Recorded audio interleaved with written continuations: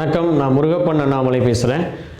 இன்றைக்கி ஒரு செம்மையான டாபிக், லைக் ஒரு ரொம்ப ஹாட்டான டாபிக்னு கூட எடுத்துக்கலாம். ஒரு இன்ஜினியரிங் காலேஜுக்கு நீங்கள் கெஸ்ட் லெக்சர் போனீங்கன்னா ஒரு 2 கொஷின் அவங்கள்ட்ட கேட்காம அவங்களுக்கு இதுதான் கொஷின் தான் இருக்குதுன்னு நம்ம சொல்லிடலாம். அதில் மொதல் டாபிக் என்ன, இன்ஜினியரிங்க்கு வேல்யூ இருக்கா இல்லையா அப்படின்ற டாப்பிக்கை பற்றி பேசுவாங்க. அப்படி இல்லைன்னா மைக்கு வாங்கி, சார் எனக்கு ப்ரோக்ராமிங்கே வராது, நான் என்ன பண்ணலாம் ஐடியில் போகணுன்னா அப்படின்ற கேள்வி தான் அவங்க முன்னாடி வைப்பாங்க.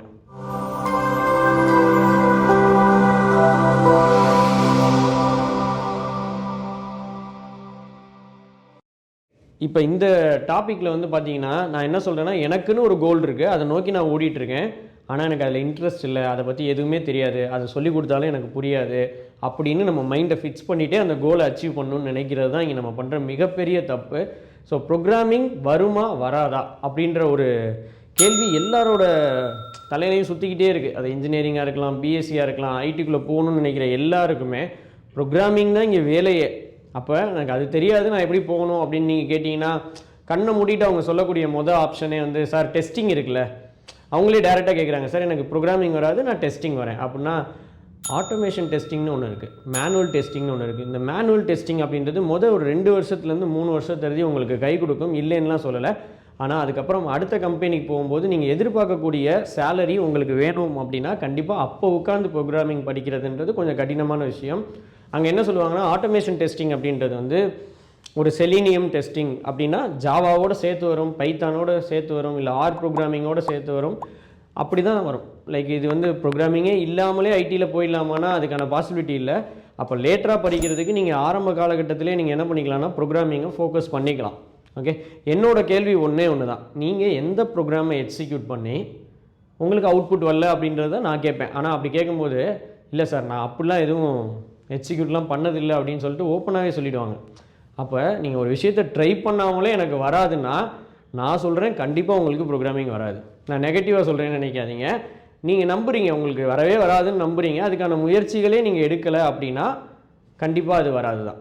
கிளியராக? இப்போ அது வர்றதுக்கான வழிகள் என்ன அப்படின்றத நம்ம பேசுவோம்.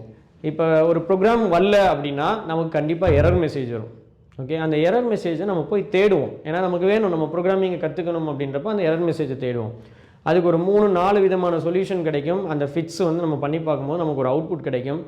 இதை ஒரு ப்ரோக்ராமை கரெக்டாக எக்ஸிக்யூட் பண்ணி அவுட்புட் பார்த்த ஒருத்தவரை விட ரொம்ப அதிகமான எனர்ஜி லெவல் யாருக்கு இருக்கும்னா, நிறைய எரர் மெசேஜை ஃபேஸ் பண்ணவங்க, நிறைய நெட்டில் தேடினவங்களுக்கு தான் அந்த எனர்ஜி லெவல் ரொம்ப அதிகமாக இருக்கும். அவங்க தான் சொல்லப்போனால் நல்ல எக்ஸ்பீரியன்ஸ்டு ப்ரோக்ராமர். கரெக்டாக ப்ரோக்ராம் அடித்தவர் தான் பெர்ஃபெக்டான ப்ரோக்ராமர்னு நான் சொல்லவே இல்லை. நிறைய எரர்ஸ், இஷ்யூ, பக் எல்லாத்தையுமே ஃபிக்ஸ் பண்ணி ஃபேஸ் பண்ணி அதை 4 பேர்கிட்ட கேட்டு வந்தவங்க தான் வந்து பயங்கரமான ப்ரோக்ராமர். ஸோ இங்கே 2 பேர் தான் இருக்காங்க. எனக்கு ப்ரோக்ராமிங் நல்லா தெரியும், நான் எந்த ப்ரோக்ராம்னாலும் படிச்சுப்பேன் அப்படின்னு மைண்டில் ஃபிக்ஸ் பண்ணி வச்சு ப்ரோக்ராமை எக்ஸிக்யூட் பண்ணி அதிலே ஒர்க் பண்ணக்கூடிய ஒரு ஆள். இன்னொரு ரகம் யார் அப்படின்னா, எனக்கு ப்ரோக்ராமிங்கே வராதுன்னு சொல்கிறவங்க.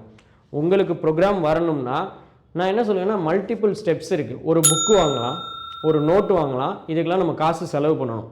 ஓகே, நமக்கு ப்ரோக்ராமிங் வராதுன்னே மைண்டில் இருக்கட்டும். ஆனால் இந்த புக்கு வாங்குறதுக்கு செலவு பண்ண ஒரு காசு, இல்லை ஒரு லேப்டாப் 40,000 ரூபா கொடுத்து நான் ப்ரோக்ராமிங் படிக்க போகிறேன், எனக்கு வந்து வாங்கி கொடுங்க அப்படின்னா ஸ்மூத்தாக யாருமே 40,000 ரூபா இந்தாப்பா லேப்டாப் வாங்கிப்பான்னு கொடுக்க மாட்டாங்க, கஷ்டப்பட்டு தான் கொடுப்பாங்க. இது ரெண்டும் உங்கள் டேபிளில் இருக்கிறப்ப இந்த 40,000 ரூபா பே பண்ணியிருக்கோம்ல, ஒரு 3,000 ரூபாய்க்கு புக்கோ நோட்டோ வாங்கியிருக்கோம்ல, அந்த அமௌண்ட் வந்து உங்களுக்கு ஒரு ரெஸ்பான்சிபிலிட்டி கொடுக்கும். நம்ம கரெக்டாக அந்த ஜோனுக்குள்ளே வந்துட்டோம், நம்ம ஒரு நீடில் இருக்கோம், கற்றுக்கணுன்னு அதுக்கு தேவையான விஷயங்கள், அதுக்கான கமிட்மெண்ட்டை நம்ம எடுத்துக்கிறோம். ரெண்டாவது, ஒரு ப்ரோக்ராம் அப்படின்றது வந்து ரொம்ப ஷார்ட் ஸ்பேன் ஆஃப் டைமில் படிக்கணும்னு நினைக்காதீங்க. ஒரு நல்ல டைம் கொடுங்க, ஒரு நாளைக்கு 6 மணி நேரம் 8 மணி நேரம் கொடுங்க. அப்படி இல்லை சார் நீங்கள் இப்போ சொல்கிற மாதிரி புக்கெலாம் வாங்கி அதெல்லாம் நடக்கிற காரியமே இல்லை அப்படின்னு சொன்னிங்கன்னா, நீங்கள் ஒரு இடத்துல போய் ட்ரைனிங்க்கு ஜாயின் பண்ணிவிடுங்க, காசு கொடுத்து ஒரு கோர்ஸுக்கு ஜாயின் பண்ணிவிடுங்க. ஆனால் பண்ண வேண்டிய மிக முக்கியமான விஷயம், நம்ம ஐடென்டிஃபை பண்ண போகிற ட்ரெயினர் வந்து ரொம்ப பெர்ஃபெக்டாக இருக்கணும். அதனால் நீங்கள் இன்ஸ்டியூட்ஸ்லாம் அப்ரோச் பண்ணால் நிறைய கேள்வி கேட்பீங்க, டைப் வச்சுருக்கீங்களா, எவ்வளோ டிஸ்டன்ஸில் இருக்குது, அங்கேயோட இங்கே கம்மியாக இருக்கா, கூட இருக்கா அமௌண்ட், அதெல்லாம் தாண்டி ட்ரெயினரால் உங்களுக்கு அந்த விஷயத்தை தெளிவாக சொல்லித்தர முடியுமான்னு தான் நீங்கள் பார்க்கணும்.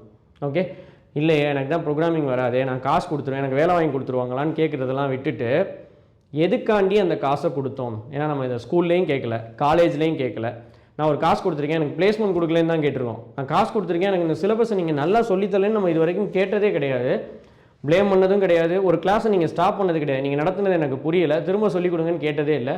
ஆனால் இந்த டைம் நம்ம அந்த தப்பை பண்ண போகிறதே கிடையாது. ஒரு ப்ரோக்ராமிங் கற்றுக்கிறதுக்காண்டி ஒரு இடத்துல ஃபீஸ் பே பண்ணால் சொல்லிக் கொடுக்கலன்னா நம்ம கேட்கணும். ஏன்னா நம்ம கொடுத்த காசு எதுக்குன்ற ஒரு கேள்வி வர்றப்போ ஆப்வியஸாக அந்த ஒரு உங்களுக்கான ரெஸ்பான்சிபிலிட்டியும் சரி, ட்ரெயினர் என்ன பண்ண போகிறாருன்ற எல்லா புரிதலோடு நீங்கள் இறங்குனீங்கன்னா எந்த ப்ரோக்ராமாக இருந்தாலும் படிக்கிறதுன்றது ரொம்ப ரொம்ப ஈஸி தான். ஏன்னா இதை முடியாதுன்னு உங்கள்ட்ட ஒருத்தவங்க சொல்லிட்டாங்கன்னா அவங்கக்கிட்ட இதை தப்புன்னு ப்ரூஃப் பண்ணுறதுக்காண்டியாவது நம்ம என்ன பண்ணணும், இங்கே ப்ரோக்ராமிங்கை படித்தாகணும். ஓகே, நீங்கள் ப்ரோக்ராமிங் எக்ஸிக்யூட் பண்ண போகிறீங்க, அவுட்புட் பார்க்க போகிறீங்க.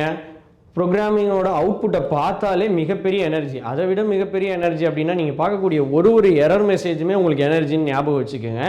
ஸோ என்னோடய லைஃப்பில் நான் வந்து கம்ப்யூட்டர் சயின்ஸ் டிபார்ட்மெண்ட்டு தான் படித்தேன் காலேஜ் டேஸில். அதுக்கு முன்னாடி ஸ்கூல் டேஸில் நம்ம 11th 12th எந்த குரூப் எடுக்கணும்னு கேட்டப்போ நான் வந்து சிஎஸ்சி எடுத்தப்போ நான் ஒரு டைமில் என்னடா நமக்கு ப்ரோக்ராமிங்கே வரல அப்படின்னு நான் ஒரு மாதிரி கில்ட்டியாக ஃபீல் பண்ணிவிட்டேன்.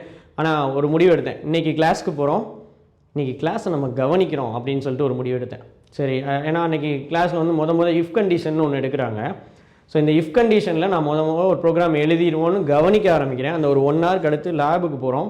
அங்கே இஃப்பில் வந்து இந்த வேல்யூ வந்து 10 அப்படின்னா நான் எஸ்ன்னு பிரிண்ட் பண்ணுறேன். அப்படி இல்லை அப்படின்றதுக்கு எல்ஸ்ன்னு ஒன்று சொல்கிறாங்க, நோன் பிரிண்ட் பண்ணுறேன், எண்ட் இஃப்னு கொடுக்குறேன். இதுதான் நான் வந்து முதல் எழுதின ஒரு ப்ரோக்ராம். இதுக்கு முன்னாடி ஹெட்டர் வேணும்னு சொன்னாங்க, அதெல்லாம் முன்னாடி பேசியிருந்திருக்காங்க, நோட்டில் இருந்துச்சு, பக்கத்தில் இருந்தவங்க சொன்னாங்க. ஆனால் அந்த ப்ரோக்ராம் எக்ஸிக்யூட் ஆகிடுச்சு. நான் 10ன்னு கொடுத்தா எஸ்ன்னு பிரிண்ட் ஆகிடுச்சு, 11 12லாம் கொடுக்கும்போது நோன் பிரிண்ட் ஆகிடுச்சு. இதுதான் ஃபஸ்ட்டு ஸ்டெப் ஆஃப் சக்ஸஸ். என்னோடய அவுட்புட்டை நான் பார்க்குறேன் பார்த்தீங்களா, அது ஒன்று தான் விஷயம். அன்றைக்கி தான் மைண்டில் ஃபிக்ஸ் பண்ணிட்டேன், இந்த விஷயத்தை மனப்பாடம் பண்ண முடியாது, புரிஞ்சு தான் படிக்கணும் அப்படின்ற ஒரு விஷயத்தை நல்லாவே புரிஞ்சுட்டு காலேஜ் டேஸ்லேயும் சரி இன்றைக்கி வரைக்கும் நான் சொல்கிறேன். நீங்கள் வந்து ஒரு PLSQLக்குள்ளேயும் நம்ம ப்ரோக்ராமிங் எழுத தான் செய்வோம், லூப் கான்செப்டெல்லாம் இருக்க தான் செய்யும், ஜாவாலேயும் இருக்கும், பைத்தான்லேயும் இருக்கும், யூனிட் செல் ஸ்கிரிப்டிங்லேயும் இருக்கும், .NETலேயும் இருக்கும். இது எல்லா ப்ரோக்ராமிங்கையும் பார்த்துருக்கேன். ஆனால் இது வேறு அது வேறுலாம் பார்க்காதீங்க, எல்லா இடத்துலையும் லூப், கிளாஸ், ஆப்ஜெக்ட் எல்லாமே ஒன்று தான். ஸோ நீங்கள் வந்து ஜென்ரிக்காகவே அதை சொல்லிடலாம். ஸோ இது ஒரு மிகப்பெரிய ஒரு என்ன சொல்கிறது, ஒரு பெரிய கஷ்டமான காரியம்லாம் கிடையாது. நீங்கள் பண்ணாத ஒரு விஷயம், நீங்கள் வந்து அதுக்குன்னு டைம் ஒதுக்கலை.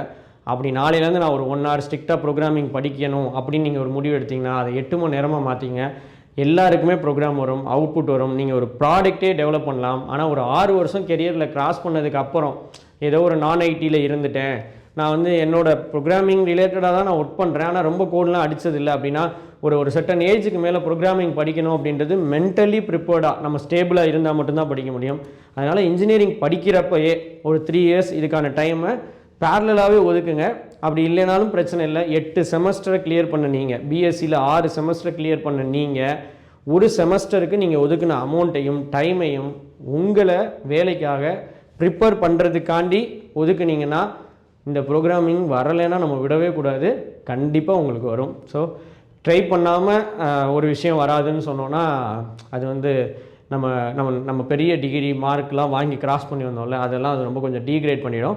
அப்படி இல்லைன்னா நான் ட்ரை பண்ணலேன்னே சொல்லுங்கள், எனக்கு ப்ரோக்ராமிங் வராதுன்னு சொல்லுங்கள், இன்னும் எந்த ப்ரோக்ராமிங் படிக்க ஆரம்பிக்கலன்னு சொல்லுங்கள், உங்களுக்கு கண்டிப்பாக வரும் ப்ரோக்ராமிங். ஓகே, சின்னதுலேருந்து ஸ்டார்ட் பண்ணுங்கள். அது ஒரு டைமில் உங்களுக்கு தெரியாமலே நீங்கள் ஒரு 1000 லைன் 2000 லைன் கோடெலாம் அடிச்சிருவீங்க. ஒரு நாள் உங்களோட கோடு வந்து இன்றைக்கி இம்ப்ளிமெண்டேஷன் போகுது, லைவ் போகுது அப்படின்லாம் சொல்லும்போது ஒரு பெரிய சந்தோஷம் கிடைக்கும். So all the best, thanks for வாட்சிங். இந்த மாதிரி மைண்ட் செட் இருக்க எல்லாத்தையுமே இந்த வீடியோவை ஷேர் பண்ணுங்கள். உங்களுக்கு நான் வேறு ஏதாவது ஒரு டாப்பிக்கை பற்றி பேசணும் அப்படின்னா இந்த கமெண்ட் செக்ஷனில் சொல்லுங்கள். நான் அதை பற்றி டீட்டெயில்டாக உங்களுக்கு ஒரு ரியல் டைமாக என்ன நடக்குதுன்றதை நான் உங்ககிட்ட கொண்டு வந்து சேர்க்குறேன். தேங்க்யூ ஸோ மச் ஃபார் வாட்சிங்.